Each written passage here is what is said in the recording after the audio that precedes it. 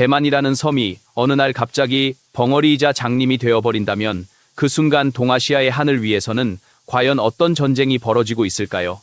중국이 무력 통일 시나리오를 준비할 때 가장 먼저 해야 할 일로 많은 전략가들이 꼽는 것은 의외로 미사일이나 전차가 아니라 대만의 통신망을 통째로 벼랑 끝으로 밀어 떨어뜨리는 것입니다. 총성이 울리기 전에 먼저 침묵이 내려앉게 만드는 것. 바로 그 침묵의 전쟁이야말로 베이징이 수년째 집요하게 준비해온 전장입니다. 이미 여러 전문가들이 지적했듯이 중국군이 가장 먼저 노릴 타깃은 바다 깊숙한 곳에 숨어있는 해저 통신 케이블입니다.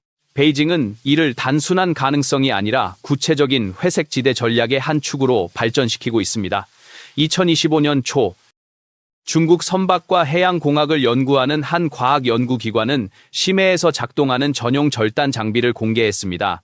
이 장비는 최대 수심약 4,900m까지 내려가 철제 외피로 둘러싸인 해저 케이블을 잘라낼 수 있다고 소개됐습니다. 단지 이론상의 그림이 아니라 실전 배치를 염두에 둔 기술이라는 점이 주변국들을 긴장시켰습니다. 중국이 보유한 여러 선박 역시 얼마든지 이런 절단 장비를 탑재할 수 있다는 분석이 뒤따랐습니다. 실제로 지난 몇 년간 세계 곳곳에서 발생한 해저 광케이블 손상 사고의 배후에 중국 선박이 관여한 것 아니냐는 의혹이 꾸준히 제기돼 왔습니다. 예를 들어 2024년 11월 한 중국 선박이 무려 160km 가까이 넷을 끌고 항해하다가 스웨덴과 리투아니아 그리고 독일과 핀란드를 잇는 두 개의 해저 케이블을 동시에 손상시킨 사건이 있었습니다. 공식적으로는 사고로 처리됐지만 유럽 각국에서는 이 사건을 두고 지금도 고도의 탐색과 압박이 뒤섞인 회색 지대 작전의 한 단면으로 보고 있습니다. 이런 사례를 고려하면 대만 인근을 둘러싼 해저 광케이블들을 먼저 노릴 것이라는 가정은 충분히 현실적입니다. 이미 확보한 기술과 장비를 활용하면 전쟁 개시와 동시에 케이블을 절단하는 작전은 중국 입장에서 비교적 손쉽게 실행할 수 있는 옵션입니다. 그러나 여기서 베이징의 머리를 진짜 아프게 만드는 변수가 등장합니다. 해저 케이블을 끊는 것까지는 좋지만 머리 위 하늘을 떠다니는 스타링크, 그러니까 일론 머스크의 위성통신망을 어떻게 무력화할 것인가 하는 문제입니다. 광 케이블을 자르는 것은 물리적으로 명확한 목표를 가진 작업이지만 스타링크를 끊어버리는 일은 전혀 다른 차원의 난제입니다. 중국 인민해방군과 연계된 연구진들은 이미 이 문제를 놓고 치밀한 시뮬레이션을 수행했습니다. 홍콩의 사우스 차이나 모닝 포스트에 따르면 중국의 연구자들은 대만 상공에서 운용되는 스타링크를 교란하고 차단할 수 있는지에 대한 상세한 모의 실험을 진행했습니다. 이 연구는 단순히 학술적인 호기심이 아니라 잠재적 분쟁 시나리오에서 전자정보 우위를 확보하기 위한 사전 준비 작업의 일환으로 평가됩니다. 연구를 수행한 팀은 베이징 공대와 저장대에 소속된 인민해방군과 연계가 있는 집단으로 알려져 있습니다. 이들은 11월 초 중국의 한 과학저널에 결과를 발표했습니다. 시스템 공학과 전자공학을 다루는 학술지에 실린 이 논문은 중국군이 어떠한 방식으로 대만 상공의 스타링크 네트워크를 마비시킬 수 있는지 구체적인 모형을 통해 분석했습니다. 목표는 분명했습니다. 일론 머스크가 운영하는 스페이스X의 위성망을 통해 대만과 그 동맹국들이 군사통신을 유지하지 못하도록 만드는 것, 즉 전장의 목줄을 먼저 끊어버리는 것입니다. 스타링크는 이미 베이징의 전략가들에게 악몽 같은 존재가 돼버렸습니다. 그 출발점은 러시아의 우크라이나 침공이었습니다. 전쟁 발발 직후 우크라이나의 지상통신망은 러시아의 집중폭격으로 크게 파괴됐습니다. 그 순간 우크라이나를 지탱해준 것이 바로 스타링크였습니다. 수천 기가 넘는 저궤도 위성으로 구성된 이 통신망은 전통적인 송수신 설비가 파괴된 상황에서도 전선과 후방, 군인과 지휘부, 드론과 포병을 하나의 네트워크로 묶어주었습니다. 스타링크는 또한 단순히 위성이 많다는 것만으로 평가되는 시스템이 아닙니다. 핵심은 그 유연성과 적응력입니다. 위성과 지상 단말기가 실시간으로 주파수를 바꾸고 빔 방향을 조정하며 필요에 따라 네트워크를 재구성합니다. 즉, 누군가가 특정 구역에서 강력한 전파 방해를 시도하더라도 전체 시스템이 순식간에 새로운 패턴으로 도망쳐버리는 구조인 것입니다. 중국군 연구진이 가장 먼저 마주한 벽이 바로 이 점이었습니다. 중국이 작성한 모의 시나리오의 핵심은 전자기 차단의 거대한 방패를 대만 상공에 씌워버리는 발상이었습니다. 이들은 드론과 고고도 풍선, 또 전자전 장비를 탑재한 항공기를 대규모로 띄워 대만을 둘러싼 전장을 하나의 전자기 돔으로 감싸는 구상을 내놓았습니다. 연구에 따르면 이상적인 조건에서 대만 전역을 완전히 봉쇄하려면 약 935개의 전파 교란 노드가 필요하다는 결론이 나왔습니다. 만약 이 노드들을 값싼 무인기 플랫폼에 분산 탑재한다면 약 2,000대 안팎의 드론으로 충분히 목표를 달성할 수 있다는 계산도 제시됐습니다. 중국은 이미 해마다 수백만 대의 드론을 생산하는 세계 최대급 제조 허브를 보유하고 있습니다. 이 숫자만 놓고 보면 2,000대는 결코 부담스러운 규모가 아닙니다. 바로 이 점이 중국군이 보기에는 꽤 매력적인 옵션처럼 보였을 것입니다. 하지만 이 모든 것은 어디까지나 이상적인 상황을 가정한 이론 모델에 불과합니다. 현실의 전장은 논문 속 그래프처럼 깔끔하게 움직여주지 않습니다. 우선 스타링크 자체가 이미 고도의 재밍 대응 기능을 내장하고 있다는 점이 문제입니다. 주파수를 순식간에 바꾸고 빔을 좁혀 집중시키고 위성 간 링크를 통해 교란이 심한 구역을 우회하는 방식으로 계속해서 통신망을 유지할 수 있습니다. 중국 드론이 아무리 많은 재밍 장비를 싣고 올라가도 막상 전파를 쏘아 올리는 순간 상대의 대응 패턴도 함께 진화할 수 있는 구조입니다. 게다가 대만의 지형은 결코 단순한 평야가 아닙니다. 산악 지형이 많고 도시와 계곡이 뒤섞여 있습니다. 드론이 공중에서 재밍 신호를 뿌린다 해도 모든 지역을 균일하게 덮는 것은 생각만큼 쉽지 않습니다. 어느 곳에는 전파 그림자가 생기고 어느 지역에서는 의도치 않게 신호가 약해질 수 있습니다. 무엇보다 큰 문제는 이런 재밍 드론과 장비들이 모두 살아남아야 한다는 전제입니다. 스타링크는 프로그램을 바꾸는 것으로 대응할 수 있지만 드론과 풍선, 항공기는 물리적인 목표물입니다. 대만과 그 동맹국들에게는 그것을 겨냥한 새로운 방공체계와 요격수단을 개발할 충분한 동기가 있습니다. 실제로 대만은 최근 몇 년 사이 무인기와 대드론 장비에 공격적으로 투자해왔습니다. 해외에서 구매한 시스템뿐 아니라 자국 내 반도체와 전자공업 기반을 활용해 직접 개발하는 프로젝트들도 진행 중입니다. 세계적인 반도체 기업 TSMC와 정보통신 기업, 그리고 각종 하드웨어 제조사들이 밀집한 대만은 군사용 무인기와 센서, 통신 장비를 빠르게 양산할 수 있는 토대를 이미 갖추고 있습니다. 대만이 준비 중인 것은 단순한 요격 미사일 몇 기가 아니라 다층 방어망입니다. 이스라엘의 아이언돔을 참고한 다층 방공 체계를 구축해 로켓과 미사일, 각종 무인기를 순차적으로 격추하겠다는 구상입니다. 최근 라이칭더 총통이 직접 밝힌 이른바 대만돔 계획은 로켓과 드론, 전투기에서 날아오는 위협을 단계별로 차단해 섬 전체를 둘러싼 방패를 만드는 것을 목표로 하고 있습니다. 대만은 여기에 그치지 않고 새로운 미사일 방어 시스템인 강궁 계열의 생산 단계에 돌입했다고 선언했습니다. 이 시스템은 이스라엘의 에로 2와 유사한 성격을 가진 중장거리 요격 체계로 평가되며 기존 방공망과 연동될 경우 중국이 쏟아낼 미사일과 로켓, 드론 무리를 상당 부분 걸러낼 수 있을 것으로 기대됩니다. 중국이 수천 대의 무인기로 전자기돔을 만들겠다는 구상을 세우는 동안 대만은 그 무인기를 하나씩 떨어뜨릴 손과 눈을 준비하고 있는 셈입니다. 중국의 스타링크 무력화 시도가 세상에 알려지자 미국 역시 가만히 있지 않았습니다. 미국은 이미 전시 상황에서도 스타링크와 같은 상업용 위성 통신망을 유지하기 위해 다층 방어와 백업 체계를 준비하고 있습니다.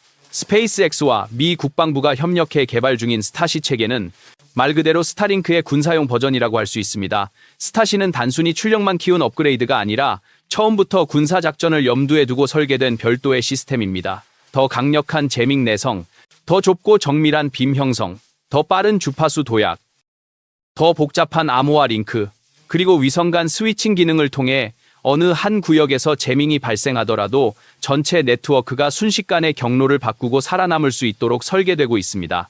미국 군 당국은 스타시가 기존 스타링크보다 전자전 환경에서 훨씬 높은 생존성을 가진다고 공개적으로 평가하고 있습니다. 여기에 더해 미국 공군과 우주군은 재밍을 되돌려보낼 무기들도 차근차근 준비 중입니다.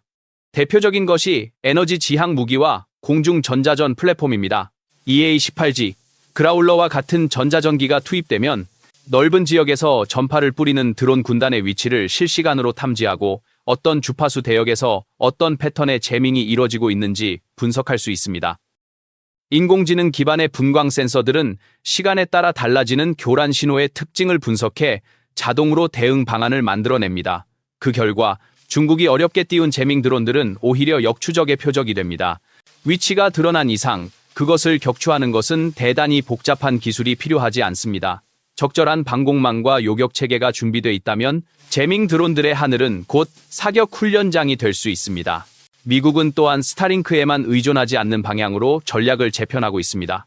원웹이나 쿠이퍼 같은 다른 상업용 위성망을 함께 활용하고 군 전용 무선 백업망과 다중 저궤도 위성 체계를 결합해 어느 한 시스템이 일시적으로 마비되더라도 전체 통신망이 사라지지 않도록 하는 구조를 설계하고 있습니다.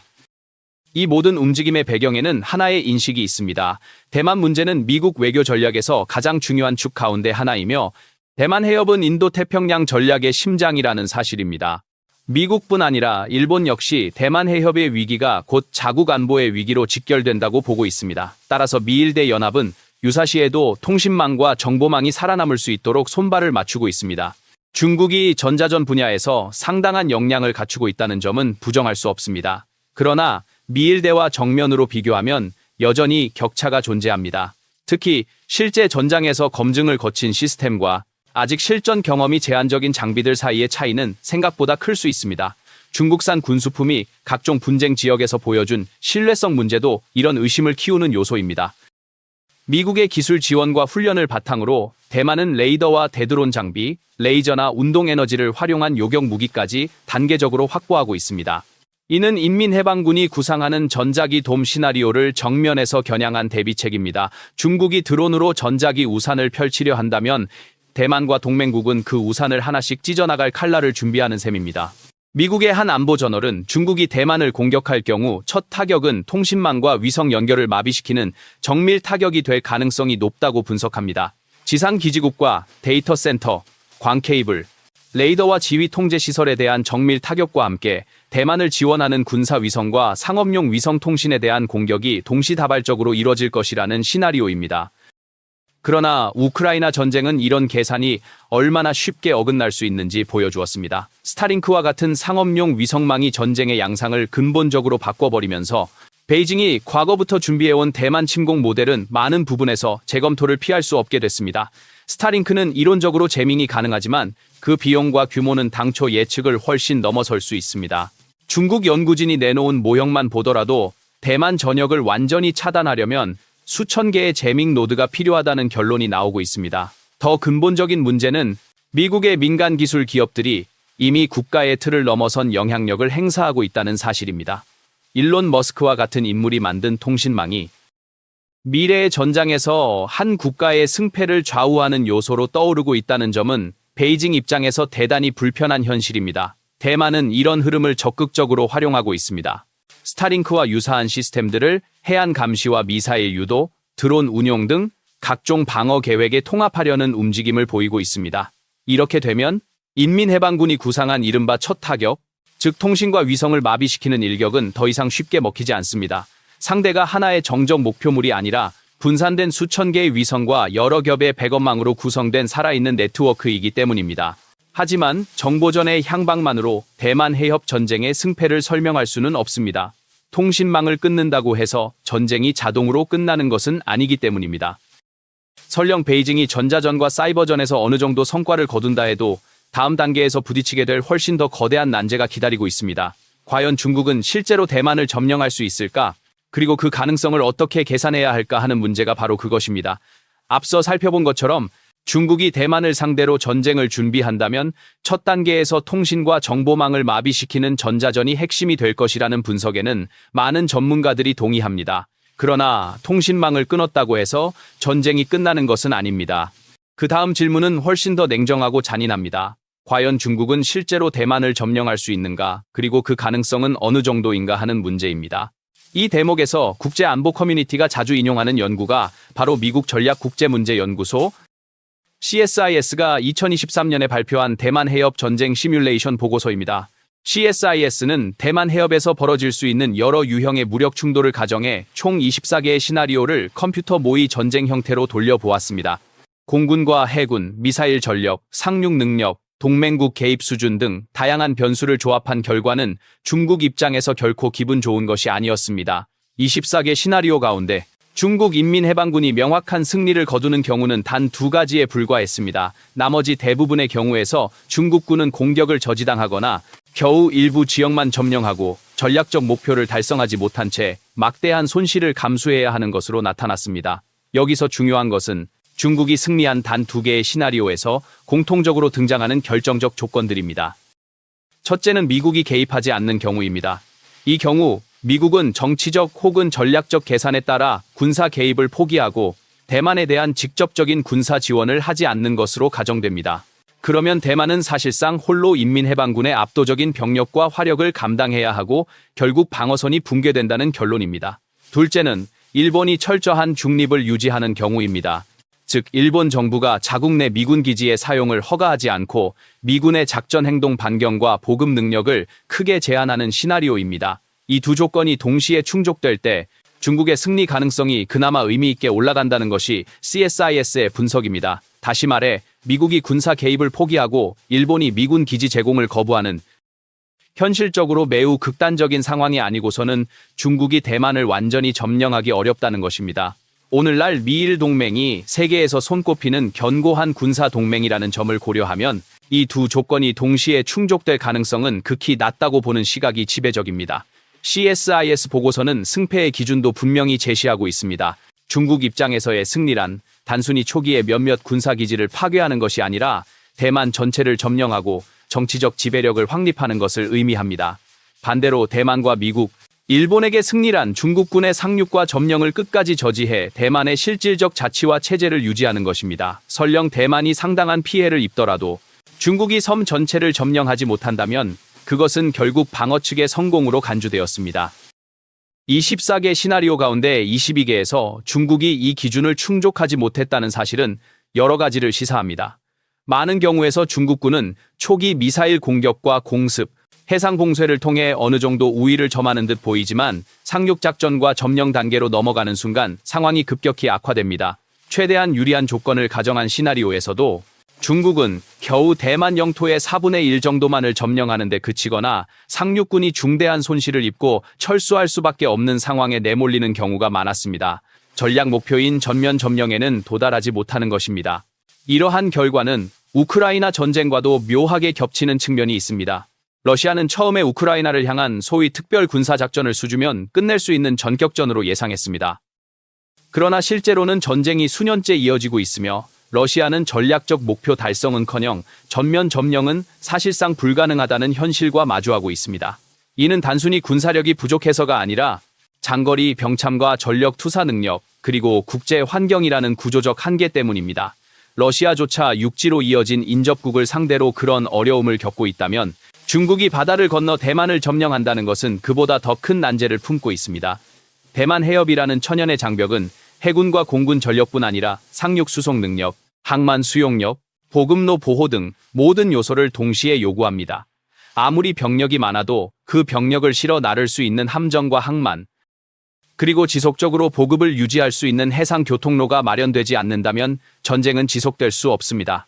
중국은 수백만의 병력을 보유하고 있지만 이들을 한 번에 혹은 짧은 시간 안에 대만 해협 건너편으로 실어 나를 수 있는 수송 능력에는 분명한 한계가 있습니다. 수만 명의 병력을 투입하는 것조차 엄청난 도전이며 그 병력들이 상륙 이후에도 지속적인 보급을 받아야 한다는 점을 고려하면 문제는 더욱 복잡해집니다. 상륙작전은 단순히 해안에 발을 딛는 것으로 끝나지 않습니다. 상륙 이후 항만과 비행장을 확보하고 반격을 견디며 후속 병력을 계속 투입할 수 있어야 합니다. 그 과정에 어느 한 골이라도 끊기면 상륙군 전체가 고립되고 소모되어 버릴 위험이 있습니다. CSIS의 시뮬레이션은 이런 병참상의 병목을 매우 구체적으로 보여줍니다.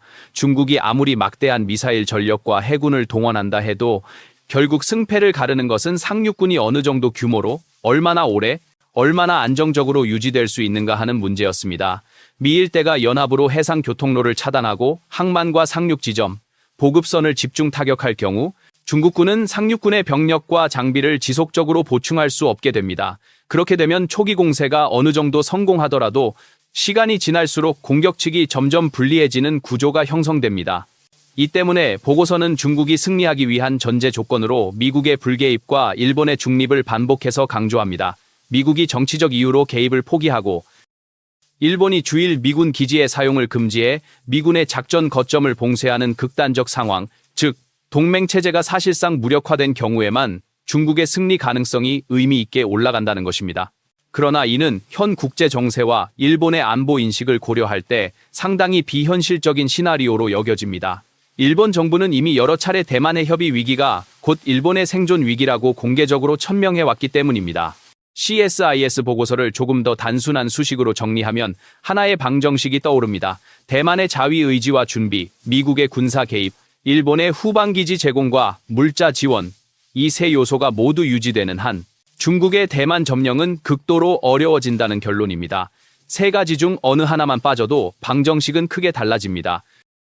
대만 스스로 싸우려는 의지가 부족하다면 아무리 미국과 일본이 지원하더라도 방어선은 쉽게 무너질 수 있습니다. 반대로 대만의 의지가 강하더라도 미국이 군사 개입을 주저한다면 방어는 매우 취약해집니다. 일본이 미군 기지 제공을 거부하는 경우 역시 미군의 출격거리와 보급 능력을 크게 떨어뜨려 개입 효과를 약화시킬 수 있습니다. 중국 지도부가 일본의 지도자들이 내놓는 한마디 한마디에 예민하게 반응하는 이유도 여기에 있습니다. 일본 총리가 대만 유사시 개입 의지를 암시하는 발언을 할 때마다 베이징은 강력한 언사로 반발하며 이를 내정 간섭이자 도발로 규정합니다. 그러나 그 이면에는 현실적인 계산이 있습니다. 미일대의 삼각협력이 공고해질수록 인민해방군이 대만 해협에서 모험을 감행할 유인은 줄어들기 때문입니다. 여기에 정보전과 통신전의 변수가 더해지면 베이징의 고민은 한층 더 복잡해집니다. 스타링크와 같은 상업용 위성망의 등장은 중국이 오랫동안 준비해온 전쟁 모델에 예상치 못한 변수를 집어넣고 있습니다. 인민해방군이 과거부터 구상해온 시나리오에서는 전쟁 개시와 동시에 대만의 통신망과 위성 지원을 정밀 타격으로 마비시키면 이후의 상륙과 점령 과정이 훨씬 수월해질 것으로 가정했습니다. 그러나 우크라이나 사례는 상업용 위성이 국가 간 전쟁에서 게임의 규칙을 바꿀 수 있다는 사실을 입증해버렸습니다. 스타링크가 완벽한 시스템이라는 뜻은 아닙니다. 이론적으로는 재민과 공격을 받을 수 있고 위성 자체가 파괴될 위험도 존재합니다. 하지만 문제는 비용과 규모입니다. 수천 기의 위성이 지구 저궤도를 돌며 서로 연결된 네트워크를 구성하고 있는데 이 전체를 동시에 무력화하거나 결정적인 통신 두절 상태를 만들어내기 위해서는 상상을 초월하는 물량과 기술, 그리고 국제적 정치 비용을 감수해야 합니다. 중국 연구진이 내놓은 계산에서도 이미 수천 대의 드론과 수백 개의 제밍 노드가 필요하다고 나온 상황입니다. 게다가 미국은 스타링크 하나에 모든 것을 걸지 않습니다. 스타시와 같은 군용 버전의 통신망, 원웹과 쿠이퍼 같은 대체 상업 위성망, 군용 단파 및 초고주파 백업 통신망, 그리고 지상과 해상, 공중에 분산된 각종 예비 시스템 등을 함께 운용해 어느 한 가지가 마비되더라도 전체 네트워크가 붕괴하지 않도록 설계하고 있습니다. 이처럼 다층적이고 분산된 통신망을 상대해야 하는 입장에서 중국의 전자기돔 구상은 점점 더 거대한 물류 악몽에 가까운 존재가 되어가고 있습니다. 대만 역시 한 가지 수단에 의존하지 않습니다. 스타링크와 유사한 위성망을 도입하는 동시에 자체적인 통신 인프라와 무인기 네트워크, 레이더망을 다층적으로 통합하려는 시도를 계속하고 있습니다. 특히 해안 감시와 미사일 유도, 드론 운용의 위성 통신을 결합해 지상 통신망이 일부 마비되더라도 전장의 눈과 귀를 유지할 수 있도록 준비하고 있습니다. 이 모든 변수들을 함께 고려하면 인민해방군이 2027년을 목표로 삼아 준비해온 대만 통일 시나리오는 생각보다 훨씬 많은 불확실성을 안고 있는 것으로 보입니다. 정보전과 전자전, 미사일과 해군, 상륙 능력과 병참체계, 그리고 미일대 연합의 개입 여부까지 어느 하나라도 중국의 계산에서 벗어나면 전체 그림이 흔들릴 수 있기 때문입니다. 중국은 여전히 전자전 분야에서 강점을 보유하고 있고 회색 지대 전략과 해적 케이블 장악, 재민 기술 등을 지속적으로 고도화하고 있습니다. 동시에 미국과 일본, 대만 역시 이에 맞서 통신망 다변화와 방어체계 강화, 대드론 네트워크 구축, 레이저와 에너지 무기 개발 등으로 대응하고 있습니다. 대만 해협 상공의 정보와 전파를 둘러싼 싸움은 이미 미사일과 전차의 싸움을 넘어선 새로운 형태의 경쟁으로 진화하고 있습니다. 결국 중요한 것은 누가 먼저 상대의 목줄을 끊느냐가 아니라 누가 더 오래, 더 안정적으로 자신의 숨통을 유지할 수 있느냐입니다. 통신과 정보, 병참과 동맹이 동시에 맞물린 이 복잡한 전장에서 어느 한쪽이 완전한 승리를 거두기는 갈수록 어려워지고 있습니다. 그렇다고 해서 긴장이 사라지는 것은 아닙니다. 오히려 기술이 발달하고 새로운 무기와 시스템이 등장할수록 계산은 더 복잡해지고 오판의 위험은 더 커집니다. 중국 내부에서는 여전히 대만 무력 통일의 필요성을 강조하는 강경파가 존재하고 미국과 일본, 대만 역시 억지력을 강화하기 위해 군사 협력과 훈련을 확대하고 있습니다. 결국 대만 해협이 향후 몇 년 아니 몇십 년 동안 동아시아와 세계 안보에 가장 민감한 화약고로 남을 것이라는 점에는 이견이 거의 없습니다. 스타링크와 전자전, 드론과 해저 케이블, 미일 대 동맹과 중국의 군비 확장까지 우리가 살펴본 모든 요소들은 하나의 질문으로 다시 모입니다. 과연 어느 날 누군가가 이 복잡한 방정식을 무력으로 풀어보겠다고 결심하는 순간이 올 것인가 하는 질문입니다. 지금까지 수십 년 동안 그렇듯이 이 문제에 대한 논쟁은 앞으로도 계속될 것입니다. 전쟁이 실제로 일어날지 아니면 억지력과 외교가 아슬아슬한 균형을 지켜낼지 그 답은 아직 누구에게도 주어지지 않았습니다. 다만 분명한 것은 대만 해협을 둘러싼 정보와 통신, 그리고 동맹 구조를 둘러싼 보이지 않는 전쟁은 이미 시작됐고 그 치열함은 앞으로 더해질 것이라는 사실입니다.